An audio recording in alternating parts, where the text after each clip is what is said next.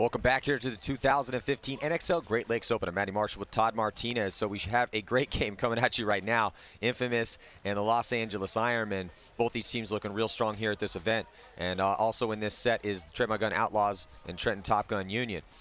So we have a quick little highlight reel here of some of the morning's action while we talk about these games coming up here, Todd.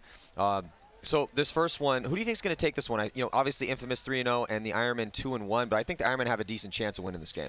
I think the Ironmen have a chance if they play like they played this morning, but LA Infamous, just so solid right now. When it's going to come down to it, if the Ironmen can't consistently win the break against Infamous and then close out high body situations, then I think Infamous is just going to chop them up, because Infamous has the experience. They have the winning know-how.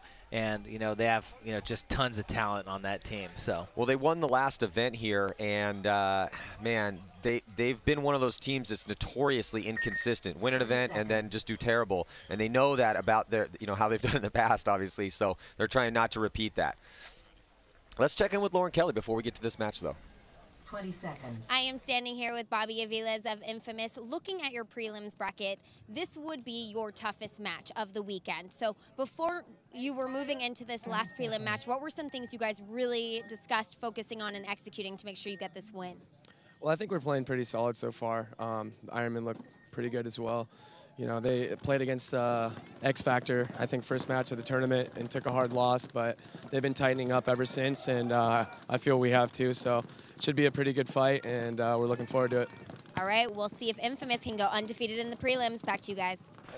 Looks like Infamous into the snake off the break. Alex Goldman was able to make it in. But Alex made it in alive. Then he got shot out of his bunker, and then Brad McCurley dies right behind him at the same time. That's going to blow open the snake side for the Los Angeles Ironmen. We'll see if the Ironmen can capitalize on that. Ironmen still in the back bunkers, though, doubling up that back center stand-up can.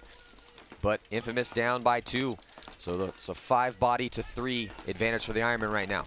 Yeah, Zach Patient over here in the Dorito 1 made it out there on the break.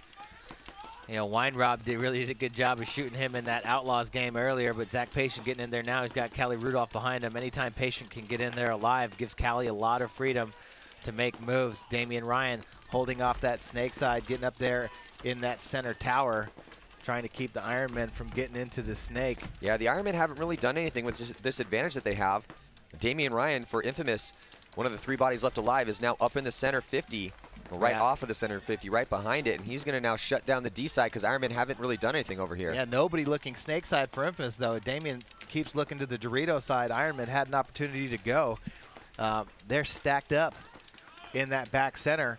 You have to, if you create an advantage for yourself, like shoot two awesome players out of the snake in a row, you have to take advantage of that when it's 5-on-3. Yeah, communication is the only way you're going to be able to know to make those moves. Ironman right now, Danny Ibarra finally makes a move out on the Dorito side as Callie Rudolph leaves the back center and goes to the snake side tower. Zach Patient comes on the inside, goes to the big Dorito on the inside. Damian Ryan standing over the top, just shooting down on the D side. There's Paxson and Callie Rudolph pushing forward, trying to make a move in the snake, but he gets shot. Cornell and Ibarra over here on the Dorito side for the Ironman. There's Cornell with Fernandez and Paxson in the 2 back stand-ups. Just 2 bodies left alive for Infamous. Ironman right now just picking off players out of their spots. Paxson in that tall snake tower over there. Yeah, Ironman not making any crazy aggressive moves again. Just playing calm and methodical. Most importantly here in this first one is winning gunfights. Other than Callie, they won. They shot Mouse out of his bunker. They shot Brad McCurley out of his bunker, and then they shot Callie trying to get into the snake. So just holding lanes and winning gunfights right now for Los Angeles Ironmen gives them a big 3-body advantage. Patient and Ryan crossed up now. Up there, up the field. Yeah, Damian Ryan, once the Ironmen are able to move up the snake, it's going to be really rough for him. But I think the Ironmen literally just figured out that Damian Ryan was in the middle. They just had that monster call that Paxson was talking about earlier in the interview with Lauren. And I think that's maybe why they weren't making those moves. I don't know if they knew where the body was. Did the Ironmen lose a guy on the snake side? Because now Mike's... I haven't seen him. I mean, I see 4. I don't know. They might have lost their snake eye early. Maybe that's why they didn't make that move. But Paxson. Looks like Cornell got a shot. Either Mike Paxson or Cornell got a shot on Damien, and then Patient's going to get taken out. He's the last player alive. So nice work by Mike Paxson and the rest of the Ironmen as Brandon Cornell is going to go hit that buzzer. Yeah, maybe that's why Infamous got so aggressive early over there on that snake side. Not that Brad McCurley and Alex wouldn't have been so aggressive anyway, but maybe that Ironman guy died right away off the snake side on the break. Yeah, it was tough to tell from here, but it looked like, I mean, it looked to me like Alex got shot head up. I couldn't quite see the angle from where we were looking, and then Brad got shot on, looked like on the snake side, is, coming out on that snake side, trying to gunfight on that side. But still, regardless, beautiful point by the Ironmen to go up by 1 here early on. So now we're going to reset here. Trademark Gun Outlaws and Top Gun Union going to come out here. Outlaws looking for them to play a penalty-free game here. They had less penalties in their first match this morning than they did yesterday. Complete disaster for them yesterday. I think they had something like 17 major penalties in 2 games, which is pretty ridiculous. And I know Coach Jeremy Somm was screaming at his guys in the pits as well. He should be, because Outlaws with the talent to do something in this pro division, but just not able to get together yet. And there you see the back shot of the Outlaws doubling up that back center.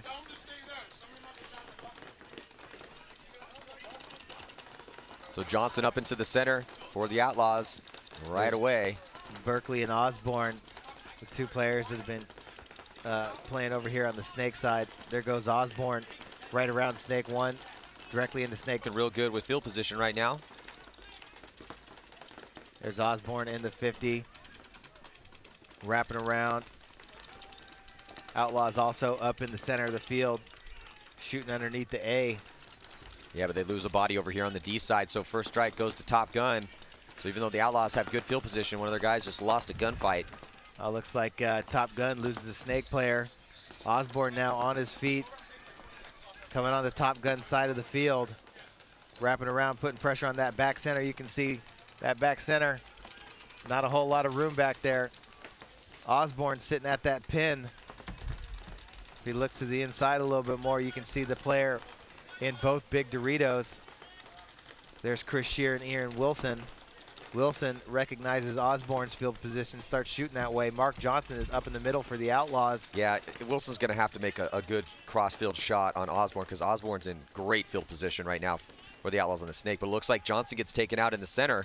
Here comes Berkeley to help Osborne, looking for some tips of loaders into the back of the 50 snake.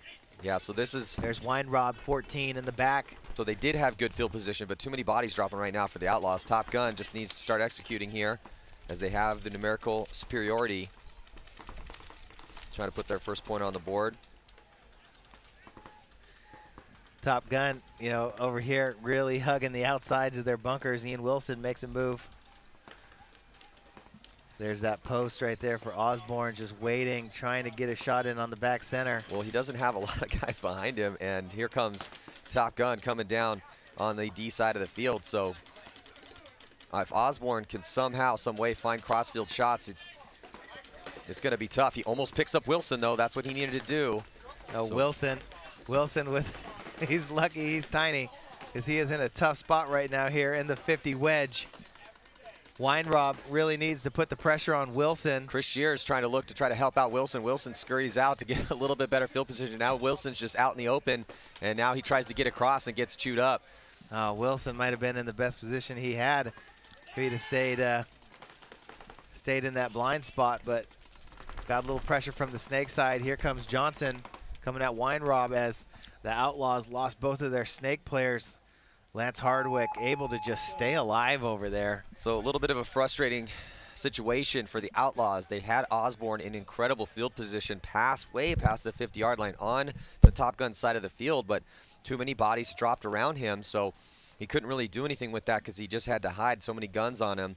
And then eventually Top Gun able to whittle it down enough to finish this point off. Solid work by Johnson. Ian Wilson played aggressive over here on the D side till he found himself in a precarious situation. He got shot out. But still, first point. Let's check out this replay.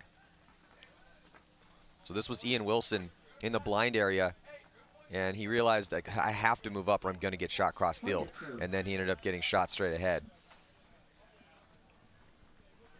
Here we got the Ironmen coming back right now. There you see Brandon Cornell has been playing really well this event. There's LA Infamous, Templeton, Bornstein, Ryan, Reeser, and Aviles. Bornstein and Reeser double up guns in that back center. Drew Templeton 20 seconds. takes the extra spins over there on the snake side when Alex Goldman is out, then comes back and plays the Dorito side. 10 seconds. So there you have Nealon, Hamill, Cornell, Paxson. So tripling up that back center, Brandon Cornell, Shane Piston, and Mike Paxson, and then Brandon Cornell immediately gets out after the break. Ironman up by 1, 12 minutes and 13